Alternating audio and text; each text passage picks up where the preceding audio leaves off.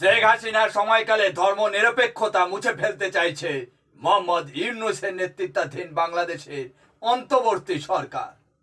কেন মুছে ফেলতে চাইছে তা দেখে নিন।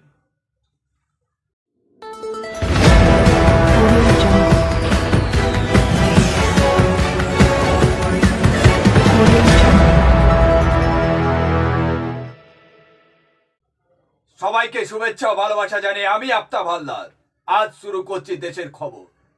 শেখ হাসিনার সময়কালে ধর্মনিরপেক্ষতা মুছে ফেলতে চাইছে মোহাম্মদ ইউনূসের নেতৃত্বাধীন বাংলাদেশের অন্তর্বর্তী সরকার। শুধু ধর্মনিরপেক্ষতাই নয়, সমাজতন্ত্র ও বাংলা জাতীয়তাবাদের মতো শব্দ বন্ধ সংবিধান থেকে সরিয়ে দেওয়ার কথা বলা হচ্ছে। এমনকি জাতির জনক হিসেবে বঙ্গবন্ধু মুজিবুর রহমানে আর মানতে চাইছেন না তদারকি সরকার। তবে এই ধর্মনিরপেক্ষতা সরিয়ে দেওয়ার ঘটনা বাংলাদেশে নতুন কিছু নয়। স্বাধীনতার পর 1972 সালে এই শব্দবন্ধ প্রথম জোড়া হয় শেখ মুজিবুরের আমলে।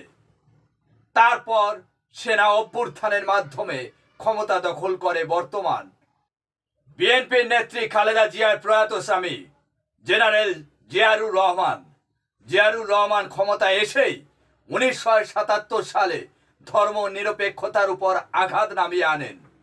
পরবর্তীকালে 1988 সালে ঘোষণা করা হয় বাংলাদেশের রাষ্ট্রধর্ম হলো ইসলাম। 2010 সালে বাংলাদেশের সুপ্রিম কোর্ট 1977 সালে ধর্মনিরপেক্ষতা শব্দ মুছে দেওয়ার বিরুদ্ধে রায় দেয়। এরপরেই হাসিনা সরকার 2011 সালে সংবিধানের 15তম সংশোধনীয় মাধ্যমে ফের ধর্মনিরপেক্ষতাকে বাংলাদেশে ফিরিয়ে আনেন। হাসিনা সরকারের পতনের পরেই আবার ফের সেই ধর্মনিরপেক্ষতার বিরুদ্ধে সরব হয়েছে বাংলাদেশের বর্তমান সরকার। কিছুদিন আগে বাংলাদেশ হাইকোর্টের সংবিধান সংক্রান্ত মামলায় অ্যাটর্নি জেনারেল আসাদুজ্জামান ধর্মনিরপেক্ষ শব্দটি বাদ দেওয়ার পক্ষে সওয়াল করেন। ওই দিন দুই বিচারপতি ফারাও মাহবুব এবং দেবাশিস রায়চৌধুরীর বেঞ্চে পঞ্চম 10 সংবিধান সংশোধনী বাতিল নিয়ে শুনানি ছিল।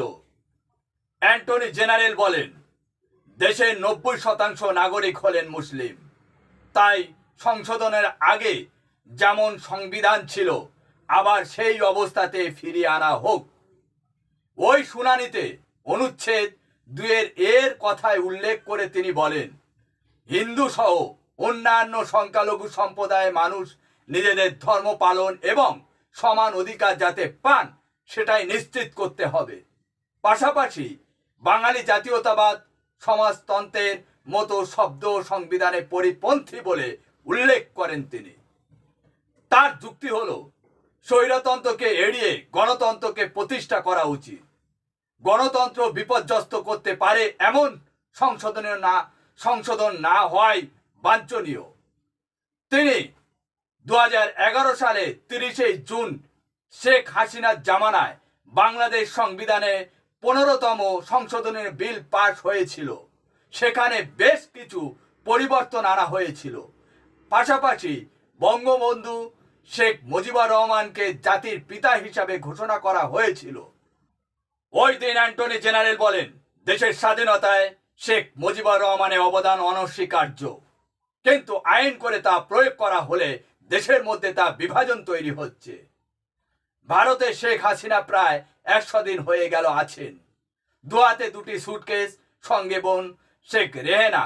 ওই অবস্থায় গত 5 আগস্ট বাংলাদেশ ছেড়েছিলেন ক্ষমতাচ্যুত প্রধানমন্ত্রী শেখ হাসিনা। আশ্রয় নিয়েছিলেন ভারতে। তারপর কেটে যায় প্রায় 100 দিন। দিল্লিতে কঠোর নিরাপত্তার মধ্যে রয়েছেন শেখ হাসিনা, তার বোনও সঙ্গে রয়েছেন। তবে এই প্রথম নয়, 1975 সালে 15 আগস্ট ঢাকায় ধানমন্ডি বাসভবনে পরিবার সহ হত্যা করা হয়েছিল শেখ মুজিবুর রহমানকে।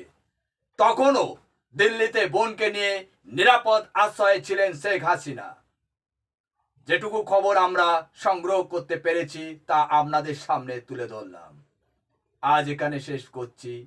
সবাই ভালো থাকবেন, সুস্থ থাকবেন। Tata, bye bye.